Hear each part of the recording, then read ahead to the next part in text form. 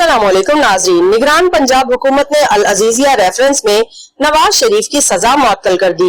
निगरान पंजाब काबीना ने सर्कुलेशन के जरिए सजा मुअत्तली की मंजूरी दी है। निगरान वजीर आजम इत्तलात आमिर मीर ने नवाज शरीफ की सजा मुअत्तली की तस्दीक कर दी है। आमिर मीर के मुताबिक निगरान काबीना ने आईनी इख्तियारात इस्तेमाल करते हुए सजा मुअत्तल की। क्रिमिनल प्रोसीजर कोड के सेशन 401 के तहत नवाज शरीफ की सजा मुअत्तल की गई है। सजा मुअत्तली की दरखास्त नवाज शरीफ की जानिब से दी गई थी। निगरान वजीर इत्तलात पंजाब आमिर मीर का कहना है कि केस का हतमी फैसला अदालत ही करेगी। इनका कहना था कि क्रिमिनल प्रोसीजर कोड के सेशन 401 के तहत हुकूमत किसी भी मुजरिम की सजा माफ करने का इख्तियार रखती है।